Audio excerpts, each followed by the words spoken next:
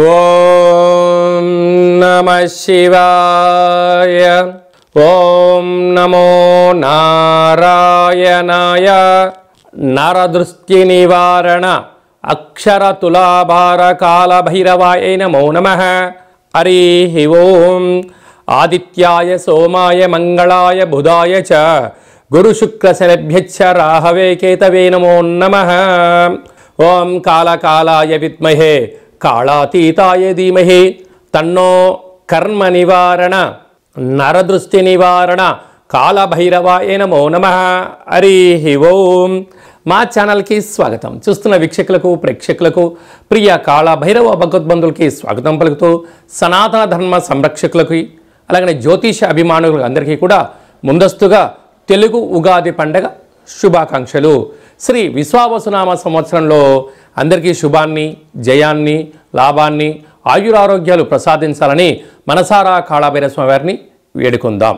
ద్వాదశ రాశుల్లో గ్రహ గమనాలు వీక్షింపచేద్దాం. తెలుగు ఉగాది పండగ మహోత్సవ కార్యక్రమంలో శ్రీ విశ్వావసునామ సంవత్సరంలో పంచాంగ శ్రవణ మహోత్సవ కార్యక్రమంలో తులారాశి వారికి ఎలా ఉండబోతుందో ఈ వీడియోలో సవివరంగా సంపూర్ణంగా తెలుసుకుందాం.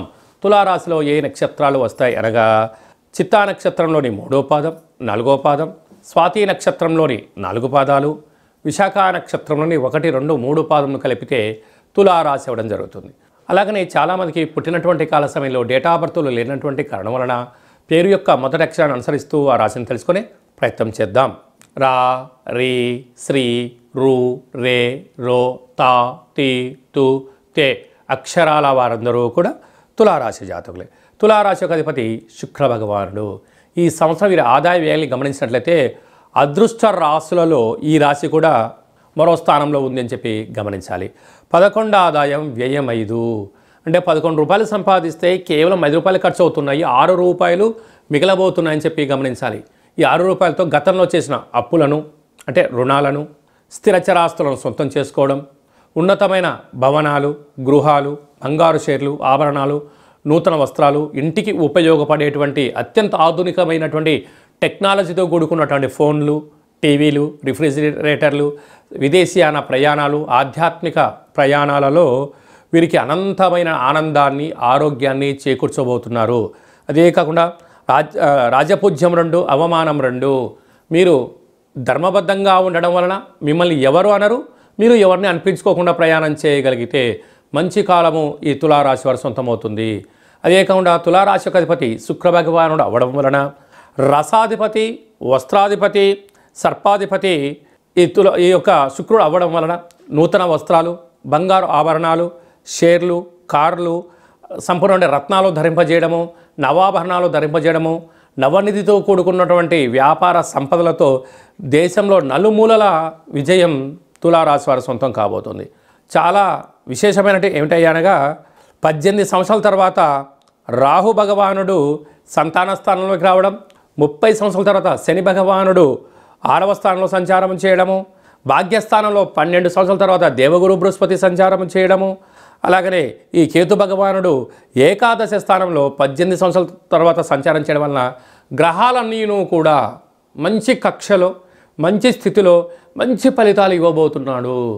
కనుక ఇలాంటి కాల సమయంలో అధికస్య అధిక ఫలితం అన్నట్టుగా ఫలితాలు బాగున్నప్పుడు ఆధ్యాత్మికంగా ఉండడం, భగవంతుడి యొక్క సేవ చేయడం, వీలైతే ప్రతి శుక్రవారం పూట ఉదయం 6 గంటల నుంచి 7 గంటల వరకు శుక్రహోర, ప్రతిరోజు శుక్రహోర ఉంటుంది కనుక ఓం ద్రాం ద్రీం ద్రౌం సహ శుక్రాయ నమః అనే మంత్రాన్ని 27 సార్లు స్మరించడం, 27 సార్లు వ్రాయడం, ఈ శుక్రగ్రహ తులాభార మహోత్సవ కార్యక్రమంలో పాల్గొనడం వలన అనంతమైనటువంటి సంపద తులారాశి వారికి స్థిరం కాబోతుంది.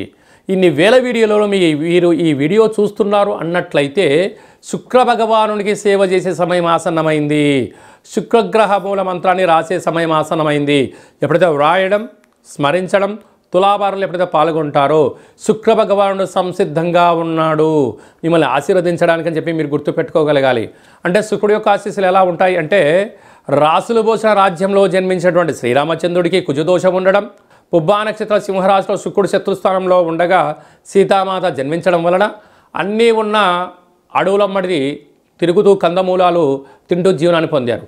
ఏమీ లేనటువంటి ఒకలామాత గృహంలో జన్మించిన వెంకటేశ్వర స్వామి వారికి అన్నీ కలిగినటువంటి స్వాతి నక్షత్రంలో జన్మించినటువంటి పద్మావతి అమ్మవారిని వివాహం చేసుకోవడం వలన అలా యోగం కలిగింది. అంటే భగవంతుడికే శుక్రుడు అనుకూలిస్తే నేల మీద ఉన్నవారు మకుటం లేని మహారాజుల్లాగా కలవు వెంకటనాయక అన్నట్టుగా అన్నీ కలిగిన రాముడు ఎలా నేల మీద ఉన్నాడో అలాగే మీరు కూడా వెంకటేశ్వర స్వామి వారిలాగా పద్మావతి అమ్మవారిలాగా ధనకనక వస్తు వాహనాలతో విరాజిల్లాలి అన్నట్లయితే శుక్రుడు యొక్క సేవ అవసరం అని చెప్పి గుర్తుపెట్టుకోగలగాలి.